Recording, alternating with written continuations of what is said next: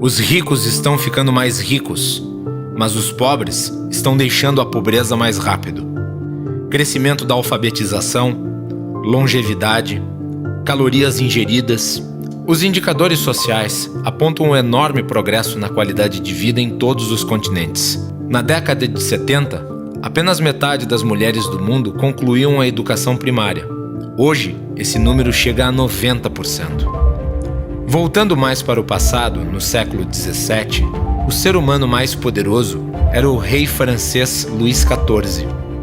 Todas as noites, eram feitos 40 pratos diferentes para sua escolha. Hoje, uma pessoa simples pode entrar em um supermercado e ter não só uma variedade de alimentos superior à de um rei, mas também alimentos mais frescos e saudáveis. Nós vivemos melhor do que Luís XIV. O que causou esse milagre? Não foram os programas sociais, tampouco os discursos políticos. Foi o mercado. Removendo barreiras e regulações no mercado, os preços caem e as pessoas podem trabalhar menos para poder comprar comidas e prover necessidades básicas. Sem barreiras, elas têm mais tempo para estudar, formar-se, divertir-se. E sobram recursos para investir, criar, comprar e vender, estimulando a economia por inteiro, aumentando a qualidade de vida e diminuindo a pobreza. Isso é o mercado. Fica então a pergunta: como chegamos a tal prosperidade? Qual a influência que pessoas de poder exercem sobre as engrenagens do mercado?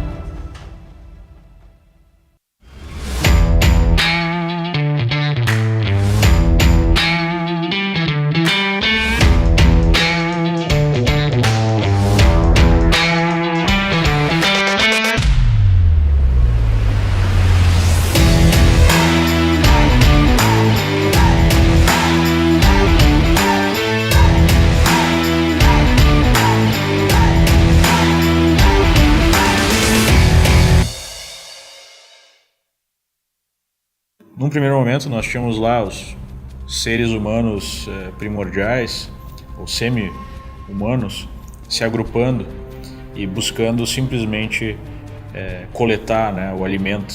E ali, eventualmente, você ainda não tinha exatamente o mercado, apesar de você já ter sistematicamente um aumento da eficiência, né?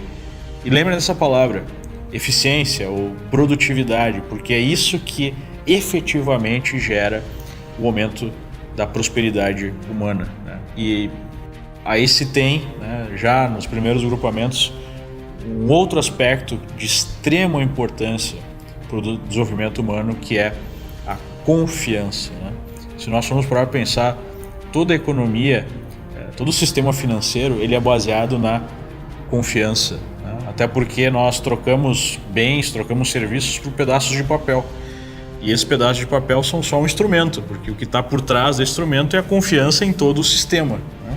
Então, desde aquele momento que nós começamos a trabalhar, a viver, né, como sociedade, nós temos essa necessidade de desenvolver confiança e desenvolver códigos morais que punam os free riders, ou aqueles, né, que não estão contribuindo para a sociedade, e de outra forma beneficiem, né, premiem aqueles que de fato estão contribuindo. Depois dessa primeira fase histórica, né, de simplesmente espaços grandes, recursos infinitos, nós temos os humanos se fixando, deixando a vida nômade e indo para uma fazenda, né, fixando. Começou a ter aí a criação de animais, plantações, e aí nós temos novos desenvolvimentos econômicos e sociais. Basicamente, nós tínhamos aí o conceito de propriedade privada, porque diferentemente do estágio anterior, onde existiam recursos abundantes, os recursos começaram a ficar mais finitos. Existia um espaço só para você estar, né?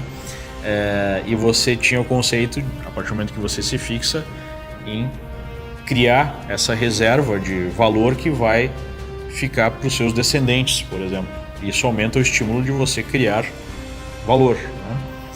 E você tinha a especialização do trabalho, porque num grupamento um pouco maior e estável, você vai ter que dividir as funções. Tem um sujeito que vai plantar, tem um sujeito que vai fazer o sapato, tem um sujeito que vai atender, né? Vai ser o médico e assim por diante. E essa especialização gera uma necessidade cada vez maior de regramento, né? Inicialmente um regramento moral, né? Nós podemos ver essa relação política e econômica sem poder ser dissociada. E a partir disso, nós tivemos esses grupamentos ficando cada vez mais complexos e as uniões dessas pessoas formando governos, né? Formando aí pequenos estados, digamos assim, onde nós temos uma característica muito interessante humana, que é ao mesmo tempo um ser cooperativo, né? Que vai cooperar com os seus amigos, familiares, membros da sociedade, mas que vai buscar o melhor para si. Então nós somos ao mesmo tempo cooperativos, mas individualistas, né? Mas enfim, através dessa organização social que vai gerando uma hierarquia de poder, nós temos cada vez mais a concentração do poder nas mãos do Estado. E o Estado vai ter uma posição cada vez mais importante, surgindo aí desde as cidades e estados que vão brigar entre si, que vão ser motores do desenvolvimento, até o Estado-nação, né, que é muito maior e que vai concentrar no final do processo a capacidade de criar moeda e de uma certa forma controlar o ciclo econômico.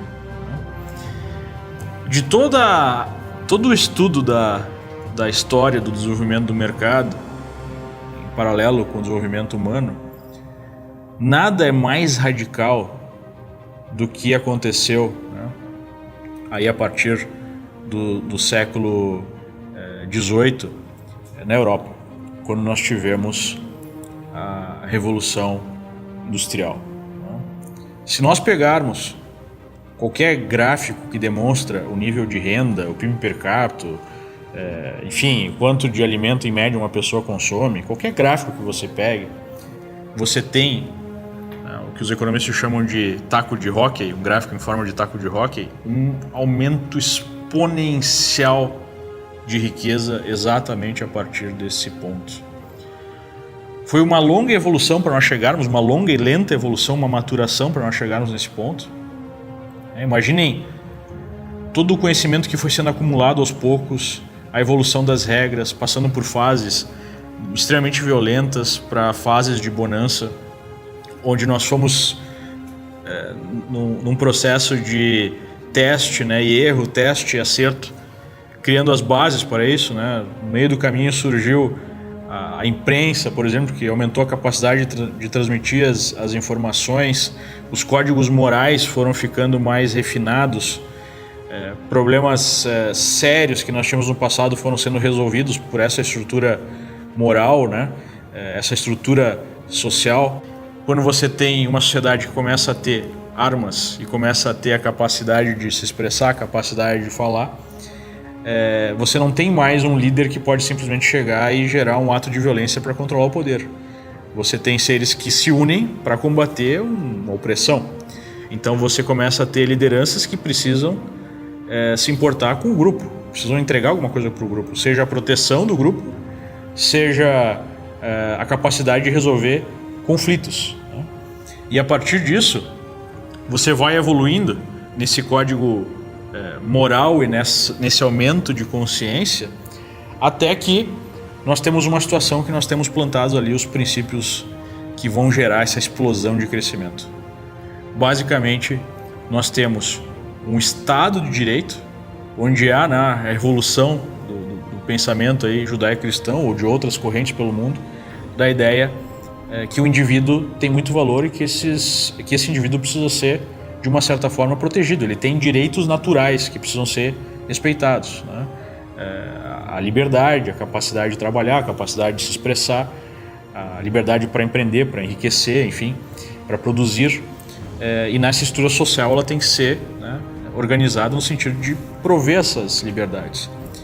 E ao mesmo tempo nós temos um fluxo mais livre de informações e mais massivo. Se nós formos pensar hoje na internet, a prensa lá do Gutenberg é tão revolucionário ou mais do que a própria internet, porque imaginem que até chegar àquele ponto, um monge precisava pegar os escritos lá, um livro, e transmitir para outro livro, e nós tínhamos o conhecimento num círculo muito pequeno, né? Agora, quando as pessoas começam a se comunicar de forma mais massiva e o conhecimento fica mais disponível a todos, e nós conseguimos registrar o que aconteceu e passar a registrar de maneira mais fácil, de maneira mais organizada, nós temos, né, voltando lá ao começo da conversa, um aumento fortíssimo da produtividade, porque aí a engenhosidade humana começa a trabalhar de forma mais acelerada, e aí nós temos simplesmente um crescimento exponencial na produtividade. A partir dessas concepções, temos formadas as bases do Estado moderno. Surge então um componente fundamental para entender a sociedade: os ciclos econômicos. Apesar de os economistas gostarem de planificações e distribuições lineares, o desenvolvimento humano nunca se dá em linha reta. Evoluímos através de ciclos e o mercado é produzido através de ciclos. Ciclos de expansão e correção são a naturalidade do processo da vida em sociedade. Com o decorrer do tempo, observamos a expansão do Estado e a ampliação do seu poder sobre a economia. A capacidade de emitir dinheiro e controlar as taxas de juros resultou em uma forte concentração de poder nas mãos do Estado. A relação deste Estado poderoso com os ciclos econômicos se dá através da intervenção na economia, procurando evitar que graves crises aconteçam. No período de expansão, temos superaquecimento de crédito e, por consequência, temos o aumento do poder de compra da moeda. As pessoas, passando a comprar mais, geram um aumento geral de preço, o que causa aumento da inflação. Com a economia aquecida, bens e serviços serão produzidos a fim de suportar esse crescimento, o que resulta em um determinado momento onde a economia expandiu mais do que a produtividade, mais do que seria sua capacidade natural. Nesse momento, o ciclo de expansão se encerra e o de correção se inicia. Acontece então a deflação, perda do poder de compra da moeda e fechamento de empresas. Enfim, as correções de excessos do ciclo anterior. Nessas circunstâncias de correção, o controle da taxa de juros praticado pelo Estado surge como uma proteção contra esse colapso parcial. Na tentativa de controlar os ciclos, surge um polêmico ente chamado Banco Central. O Barão de Rothschild falava: para eu ter o poder, eu não quero a presidência de um país, eu quero a presidência do Banco Central. Então, esses bancos centrais hoje, ligados, obviamente, aos governos, eles têm a seguinte meta: não, vamos tentar diminuir a amplitude desses ciclos através do controle de taxa de juros. Como é que nós fazemos isso? Bom, a partir do momento que a atividade econômica ela superaquece, nós vamos aumentando os juros para que ela diminua de maneira natural, de maneira lenta, para que não tenha um colapso.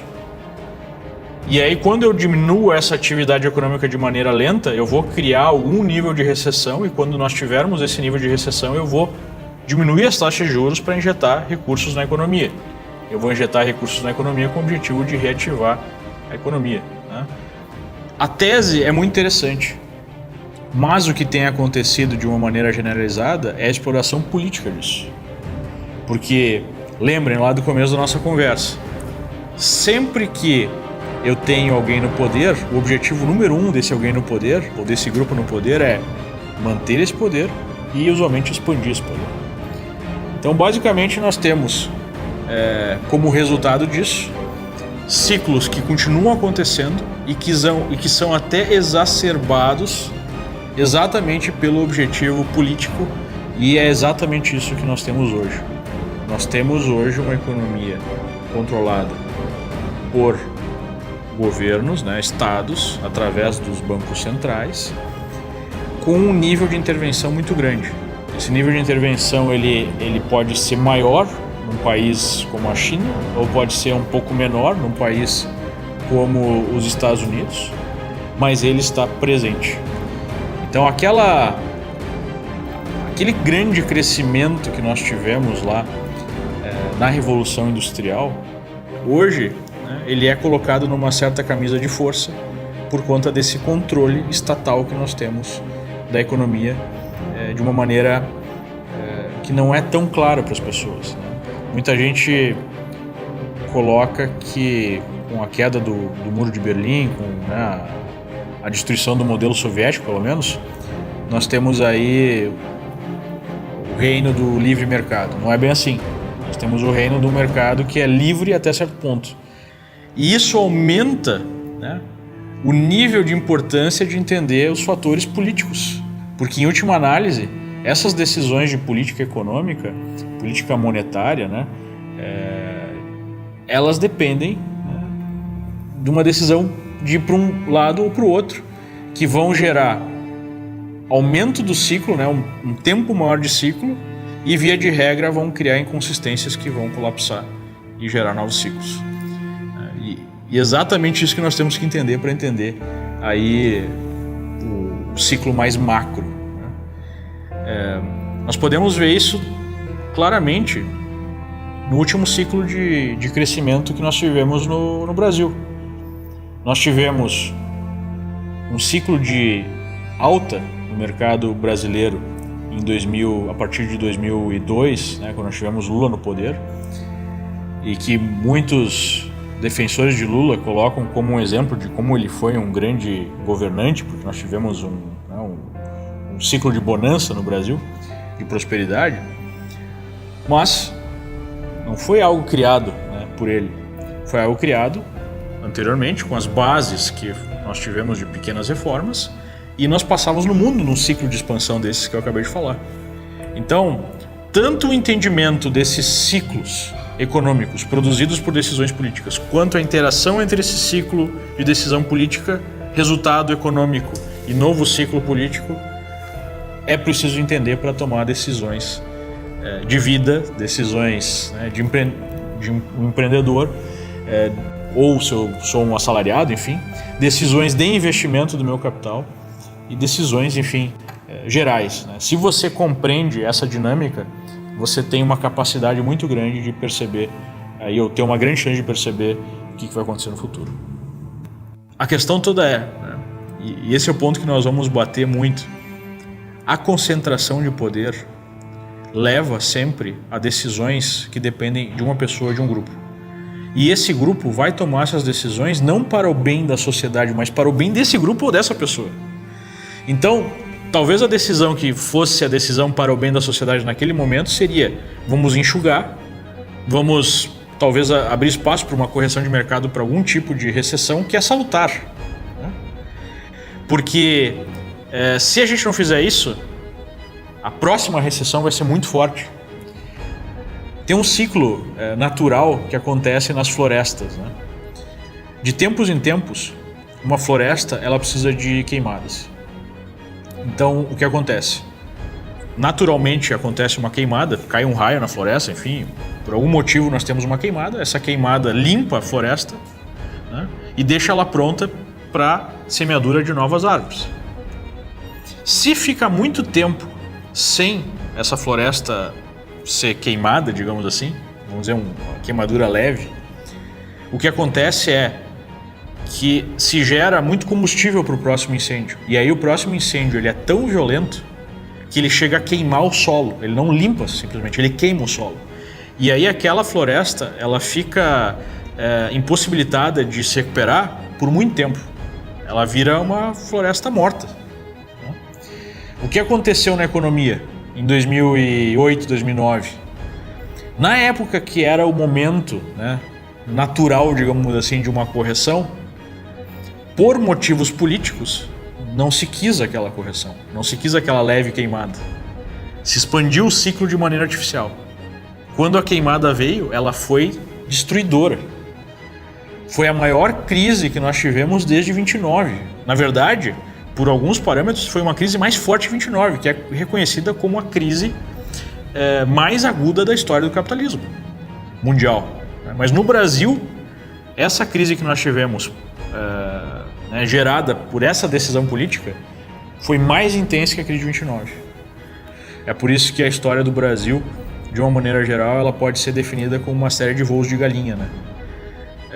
A gente cria um certo conjunto aí de reformas, geralmente depois de situações muito graves, que vão gerar ciclos de crescimento gigantescos, assim, em curto espaço de tempo, e depois esses excessos eles tentam ser mantidos para manter aquele poder na mão do grupo que está no comando, e quando eles não funcionam mais há um colapso. E daí depois de um colapso, um longo tempo de recuperação, se organiza alguma coisa, e aí depois de um excesso, colapso novamente, né? Basicamente a economia brasileira é isso. Em economias onde há uma menor concentração de poder político-econômico, há uma maior descentralização e o mercado está mais livre para gerar suas expansões e correções naturais, nós vamos ter aí menos ciclos muito agudos, né? Tanto de expansão quanto de correção. As próprias instituições se corrigem e a própria economia livre vai se corrigindo aos poucos. É aquela pequena queimada que nós temos na floresta para limpar a floresta e dar bases para o novo ciclo de crescimento, né? Hoje temos um mundo em que mesmo países historicamente mais liberais concentram nas mãos de poucos o poder político e econômico. O último ciclo demonstra isso. Em 2008, aconteceu o estouro da bolha imobiliária americana. Houve um crescimento forte de crédito, expandindo a economia mais do que sua capacidade natural. Empréstimos milionários eram concedidos a pessoas que não tinham renda, patrimônio, nem sequer um emprego, gerando um ciclo de expansão acelerado e fictício.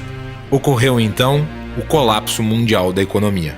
Então esse interesse de sempre expandir o próximo ciclo um pouco mais para manter o controle político, ou né, eu quero um pouco mais dessa bonança, mesmo que seja artificial, gerou um ciclo de expansão muito maior do que geraria se o mercado fosse de fato livre. E aí qual é que foi a postura dessas entidades que controlam o mercado, por exemplo, o Banco Central, o Tesouro, né? Dobrar a aposta novamente. O que eu vou fazer? Eu vou intervir para salvar tudo que foi feito de maneira negativa, né? Essas empresas que tinham que quebrar, digamos assim. Tinha que ter um incêndio forte na floresta. Não, mas esse incêndio forte pode ser muito perigoso. Então vamos fazer o quê? Vamos intervir. A maior intervenção que nós já tivemos na história do capitalismo por parte dos bancos centrais, trilhões de dólares injetados na economia e continuam sendo injetados, para chegar ao ponto do Banco Central dos Estados Unidos da América, o país do livre mercado, ser sócio de uma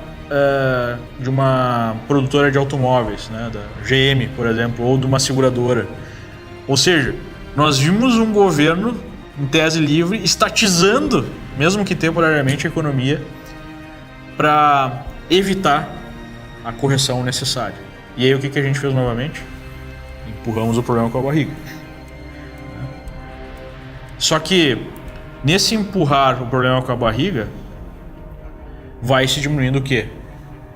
A eficiência, a produtividade. Por exemplo, nos Estados Unidos nós tivemos uma grande intervenção, mas nada se compara ao que aconteceu na Europa. O que acontece na Europa é que nós temos hoje o Banco Central colocando uma taxa de juros negativa, o que é totalmente antinatural, e compra sistematicamente títulos de dívida de empresas, para que essas empresas não fechem as portas e não aumente o desemprego. Só que aí o que acontece? Nós temos hoje, na Europa, por volta de 12% das empresas que são consideradas empresas zumbi. O que é uma empresa zumbi? É uma empresa que gasta mais dinheiro ao longo dos anos rolando a sua dívida, do que gerando lucro. Isso faz com que novas empresas que poderiam ser mais competitivas, gerar inovação, gerar maior produtividade, não possam entrar nesse mercado, porque esse mercado está sendo defendido pelo próprio Banco Central, para evitar que haja desemprego, que haja algum colapso. Então isso gera uma economia meio zumbi. Ela cresce um pouquinho, organicamente, só o que a população cresce, né? Politicamente todo mundo depende direto ou indiretamente do Estado. E nós não temos mais expansão econômica. Nós temos a manutenção só de um status quo, perdendo completamente a capacidade de inovação, a produtividade, para evitar o incêndio. Do ponto de vista pragmático, temos uma situação onde agentes reguladores como o Banco Central e o Tesouro Nacional induzidos pela vontade dos políticos, definem quando vão ocorrer os ciclos econômicos. Está na mão deles permitir que haja naturalidade na transição entre os ciclos ou se haverá intervenção política neles. Por esse motivo, seja empreendedor, investidor ou alguém que esteja apenas protegendo seu patrimônio, se torna obrigatório entender a postura destes agentes antes de qualquer ação.